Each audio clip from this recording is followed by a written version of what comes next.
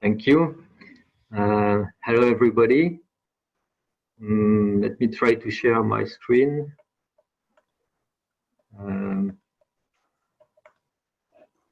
That's it. So I will present you the case of Grenoble-Alpes Métropole.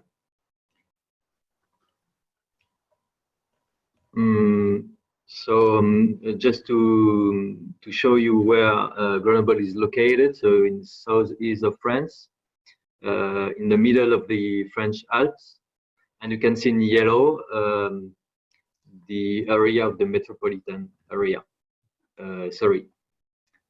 One word about the French territorial administrative organization. There are 4 levels out of the national state. The regions, 22 regions, and in blue we have the Auvergne-Rhône-Alpes, where Grenoble is located. Then the department, almost 100 departments, and then we have almost more than 35,000 municipalities. So that's the reason why in 2014 the metropolis were created to merge, well, not really merge, but to put together these municipalities. So you can see we have more than 20 metropolis in France, but then we have also communities and natural parks and various kind of intermediary organizations. So concretely, the Metropole of Grenoble is composed by 49 municipalities. The biggest one is the city of Grenoble with more than 150,000 inhabitants. Then there are some above 20,000 inhabitants, but almost half of the metropolitan area is composed by cities under 2,000 inhabitants. So it is in the same time urban in the center and rural in the rural. The Metropole is a local authority, so the representatives of the municipalities are part of the Metropolitan Council. Its attributions are quite numerous, and you can see them on the left-hand side. Then, concretely, the territory is composed by breeding areas in blue, farming areas in yellow, and forests in green, and the rest is the urban area. So you can see that it is quite diverse, and all around there are some very rural areas, 3 ranges of mountains organized in natural parks. So about the measure taken against the COVID-19, on the national level, almost like everywhere, there has been a general lockdown, social and an economic shutdown for all collective activities, such as schools, restaurants, and events. The closing of the borders, the requisition of all masks for medical use, the promotion of social distancing, and from the national state, strong economic support with liquidity facilities, the full financing of the partial unemployment, the delaying of payment for social security charges and taxes, and the creation of a national solidarity fund for the SMEs in various sectors, especially affected, such as restaurant, transportation, cultural sector, tourism and events. And the regional level and the metropolitan level have contributed to this national solidarity fund for their own SMEs.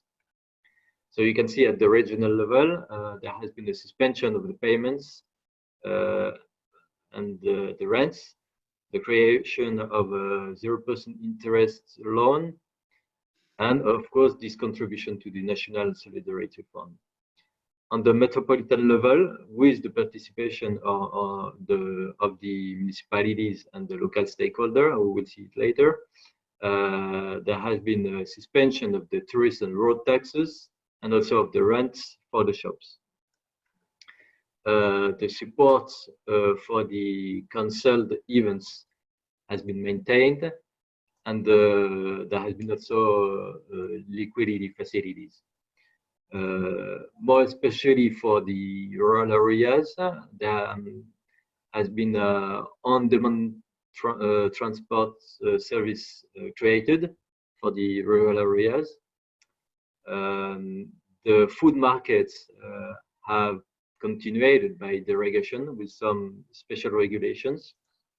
A platform has been created for facilitating vouchers coming from, in local shops, locked down by the regulation.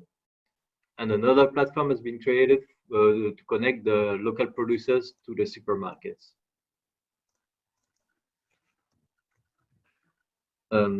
So Grenoble-Alpes Métropole has been worked usually with a lot of partners, such as all the diverse administrative levels, such as the state, region, department, and municipalities. But against the COVID, the university, the Chamber of Commerce, and the Chamber of Agriculture have been involved, such as the professionals in the affected sectors: tourism, food, culture, and events. A special crisis platform has been created to follow up the economic impacts and also the health impacts of the COVID. And we can wonder whether this special multi-governance will remain, or if we return to the business as usual. But this might have strengthened the relation between stakeholders and between the metropolitan area and the stakeholders. So almost as everywhere, the impact of the COVID crisis was very strong in the tourism sector and the sport, culture, and events. Considering the industry and public works, these have been less affected. But the question of the food market was quite complicated, and so it was restricted. And, but thanks to support and some regulation, it has been maintained, while the delivery and drive services have increased.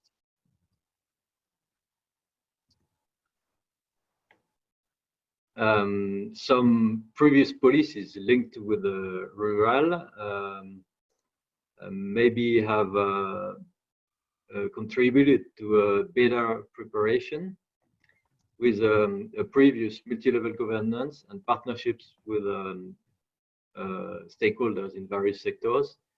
So, like in Guadalajara, for the food policy, there was an integrated approach with local partners, but also an agro-food cluster and inter-territorial partnerships with the surrounding territories. And you can see on the map natural parks and some communities around the metropolitan area. It is also the same for the tourism sector, with a territorial approach and a governance including the professionals. Of course, the transportation sector has a territorial approach with, for example, a urban delivery hub on one side, but a service on demand in remote areas on the other side, and the contribution of users and municipalities to the design of the services. The metropolis is also empowered to act in the digital area. On the department level, so the department is responsible for the coverage of broadband, but the metropole is in charge of facilitate the relations with municipalities, the private sector, and citizens.